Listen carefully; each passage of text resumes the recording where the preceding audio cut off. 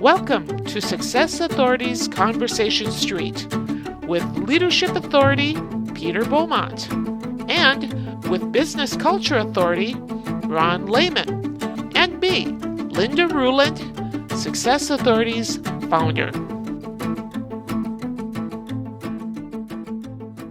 When I relocated across the country, I thought, how am I going to meet people? I don't know anybody here. And so I started using LinkedIn and reaching out to people. Now, if you can only imagine, at that time, there were a few 100,000 members. Fast forward today, there are a billion worldwide. So at that time, I just started reaching out to people and I was just very authentic. I told them I relocated. I wanted to know what was going on in the business community. Did you know of any networking groups? Things like that. And people were super nice to give me suggestions. And so I thought, wow, this LinkedIn thing works pretty good. And so I continued on my education with online marketing and social media. And I decided very early on, one of the smartest decisions I ever made was I decided to be a master of one thing and not try to tackle this whole social media scene that was, moving fast even back then. And I just focused on LinkedIn. And, people would start to say, well, Joanne, how did you meet so-and-so? How did you get connected? How did this happen? And I would say I was using LinkedIn. And eventually, as most things do in business, right, people would, say, how did you do that? And I had a very nice colleague I had met and said, Joanne, I don't know why you don't charge people to do this, because obviously you've got it down pat. And that was in 2008. So I've always kept my focus on marketing and LinkedIn marketing. And my niche has always been to business versus job seekers. So it's been a very important tool for me. And I just have been thrilled that I can help other people leverage this platform. Very cool. Thank you. Yeah. And you do. And you don't always charge. You're lovely. You've actually helped my wife without any charge at all, gave us some free advice. That's very kind of you. So I love the way that you will give advice that way. So talking about advice, this is totally off what I was thinking about asking you, but do you think that Microsoft basically buying LinkedIn has changed the platform? And if so, for the better or for the worse? And how do you see it? How do you see it changing? Well, I mean, ultimately, I would say for the better, because they have a lot of money and resources behind developing this platform. Mm-hmm. So, I don't love every decision LinkedIn makes. Sometimes I throw up my hands and I can't even figure out why they would have done such a thing. But, but the reality is, right, they have the technological resources to make this a really great platform. And so you can't go back. You can only go forward. I guess that's my short answer, Peter.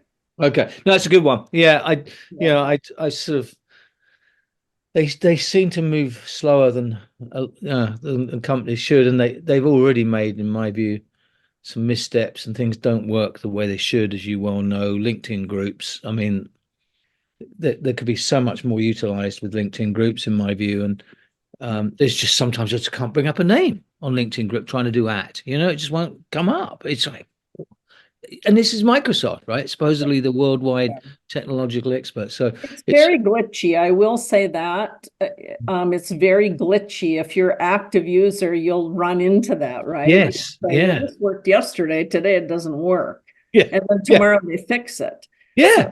Yeah. So it's anyway. Okay. Well, good. I'm glad it's not just me. So so more questions about what our audience, we like to think, and it's proven to be, are small businesses and CEOs of small businesses, and that's certainly who we, as successful authorities, have targeted to help on a number of areas. And if you've dabbled into some of the other conversation streets we've had, they're all geared towards that market and the kind of questions that CEOs would ask. So thinking of that, small businesses, CEOs are not generally, and I'm going to get into trouble for this, but marketing savvy, right? They tend to grow their business by what their skills are and their vision, but they're not, and they're probably not bad financially, but marketing is not normally one of their strengths, and they dismiss it as being something that costs a lot. As we move forward we're all aware that marketing has become so fragmented now. And so I thought it was interesting that you've chosen LinkedIn rather than going for a variety of social media. But I guess my question is, why did you choose LinkedIn, and how do you think CEOs can utilize LinkedIn for their businesses? Well, I mean, I chose LinkedIn because their focus was B2B, which was what my background and what I know. Right. So it made perfect sense to me, even Right. though way back then, a lot of people remember it as that place where you get a job platform. Yeah. But even with that said, it still is a B2B platform. So to answer your question and to really address kind of the CEO thing, I think you have to first focus on why. Because in my experience, if I can't communicate why you should spend time on this platform, you're not ever going to do it. And so, I think so even small business CEOs who you folks work with, they need to lead the way of their organization's digital transformation, whether they like it or not. And, that means that they have to show up digitally. And so I think both the CEOs and the executives, they should be fully engaged with their customers and their prospects and candidates and employees on social media, because this is the world we all live in. Yeah. I don't care what business you're in, we all have to experience that digital transformation. So, I think that's important. And I think the other important why is that CEOs can absolutely shape the perception about themselves and their business, and their industry. And that's another reason why. And I think the third why that I really want to mention is that, people are looking at leaders, right? So whether that's their peers, could be investors, could be journalists, right? Job seekers, potential partnerships, they're all being looked at.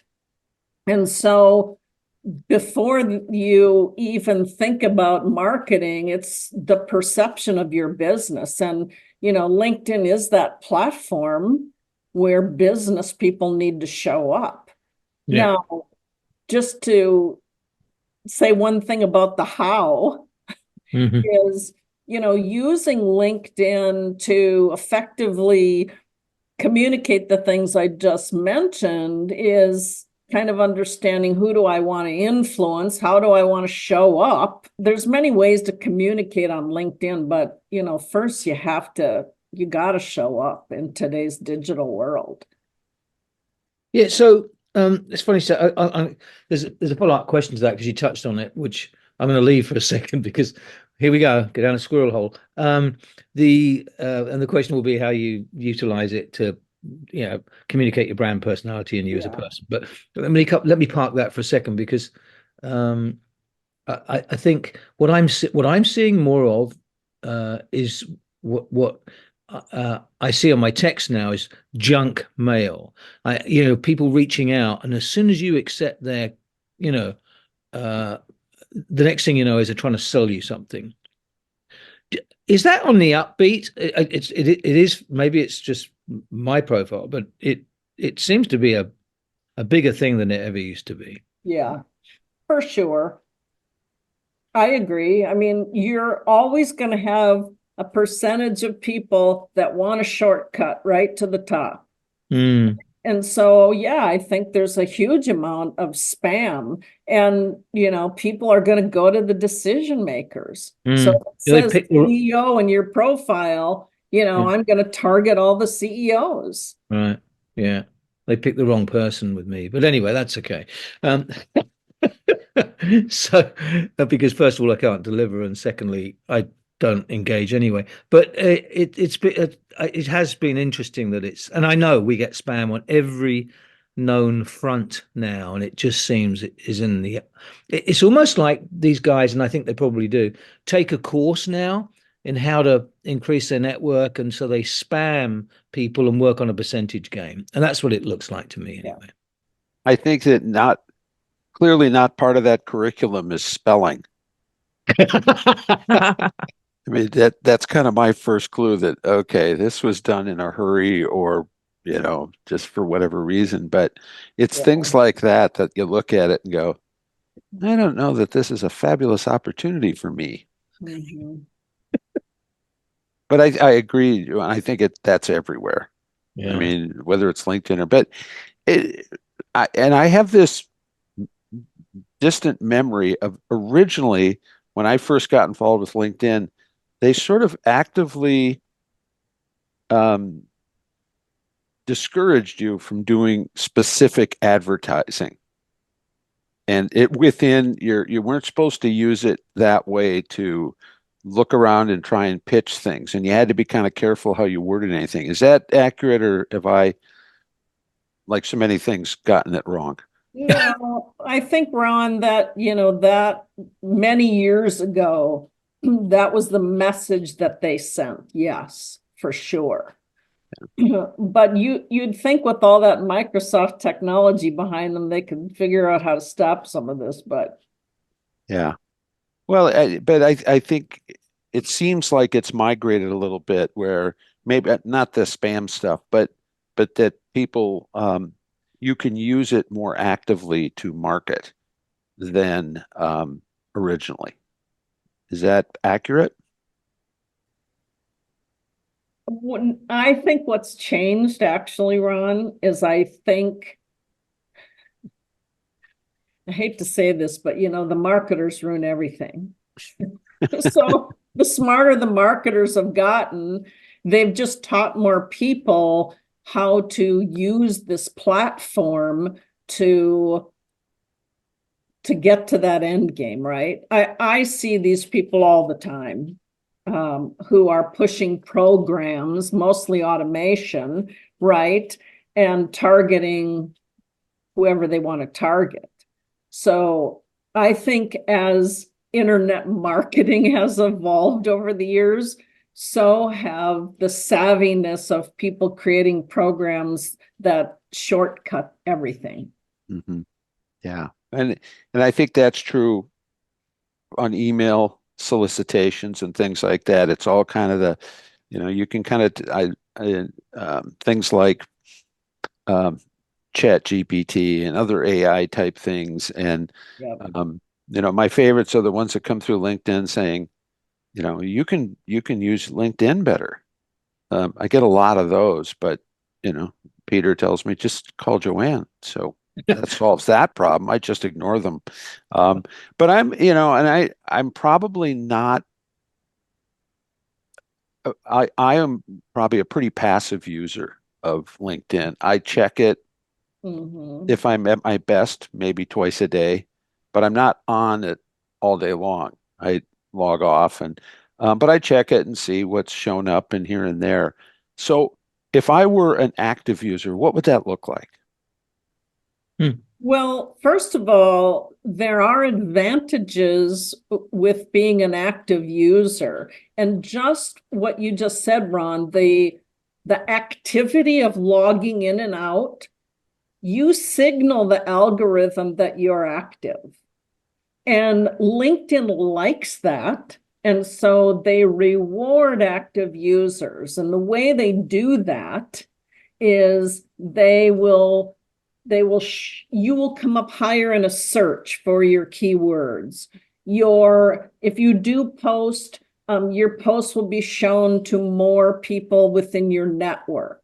So LinkedIn encourages frequency. So getting back to just even the act of logging on and off is going to trigger that.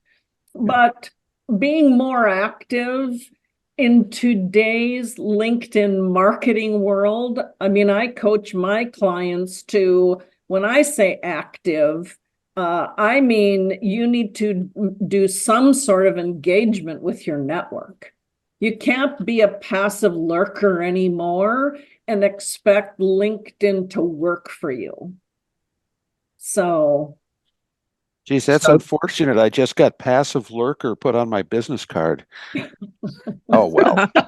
But I think, yeah, that's maybe proactive user is a better way to say it for me, is if I'm more proactive and engaging. And I think part of what inhibits me, I mean, I think as success authorities, we do a good job, and Linda does a great job of kind of posting things, and we're trying to create articles and put them on. But so often I think, well, I should post something, and I always feel like, am I posting something just to post something? I'd like it to have a little more something, because I see a lot of things that are just kind of, it's almost become like old press releases used to be, come out in print. Now they print stuff, and it's all, I guess it keeps them in the eye, but that's what kind of gets in my way personally. So I'm curious, are there things other than, what kind of things would help me get over that? What kind of things could I be, or ideas for posting things? Well, first of all, I think you have to know what your goal is. Who are you wanting to influence? What is your goal, and who do you want to influence? You need to understand that first. And then I think in terms of content, what do people come to you for? What are you known for? And that's being on brand. And I think long gone are the days when, people, the one that bugs me the most are people that put out the quotes all the time, because do you want to be known for quotes, someone else's work, or do you want to be known for what you want to be known for? And so I think that's, the criteria where you start out. And then, if you want to position yourself as a thought leader, I think you need to think through, how can I add value? What do people want to learn from me? How can I add value to that? Am I intentionally on my brand? And then, am I relatable? I think we have to get back to talking simply. All this industry jargon, it just is not helpful to people. Mm-hmm. And the other thing is, then you sort of get into more strategic, well, how do I do that? And I mean, I can give you some ideas on that. If you want to go down that rabbit trail, I can do that. But I just think you have to understand the things I mentioned first about your own brand and what you're trying to communicate and who do you want to influence. So I'll just use myself as an example. I pretty much stay on brand all the time. So if you want to learn something about LinkedIn, you can probably be assured, if you looked at the activity on my profile, everything is related in some way to relationship building, personal branding, LinkedIn marketing. That's what people want to learn from me. We hope you enjoyed this episode of Conversation Street. For more information or to schedule a private conversation with Success Authorities, email us at inquire@successauthorities.com.